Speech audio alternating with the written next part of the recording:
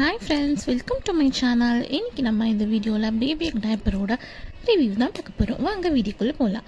இந்த டைப்பர் பார்த்திங்கன்னா நான் ஃபர்ஸ்ட் கையில் தான் வாங்கியிருந்தேன்.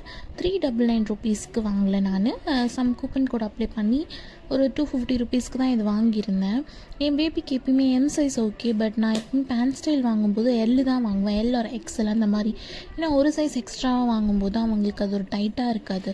அதனால நீங்களுமே ஒரு சைஸ் எக்ஸ்ட்ரா வாங்கி ட்ரை பண்ணுங்கள் உங்கள் பேபிஸ்க்கு. தென் நான் டேப் ஸ்டைல் தான் யூஸ் பண்ணுவேன். அது டே டைமில். நைட் டைமில் நான் பேண்ட் ஸ்டைல் யூஸ் பண்ணுவேன். ஏன்னா டே டைமில் அவங்களுக்கு ஒரு நார்மலாக ஒரு ஃப்ரீனஸ் இருக்கணுன்றதுக்காக நான் டேப் ஸ்டைல் போட்டு கொஞ்சம் லூஸாக விடுவேன். இது நைட்டில் வந்து லீக்கேஜ் இருக்கக்கூடாதுன்றதுக்காக பேண்ட் ஸ்டைல் யூஸ் பண்ணுறேன். உங்களுக்கு எந்த டைப் சூட் ஆகும்னு கமெண்ட் பண்ணுங்கள்.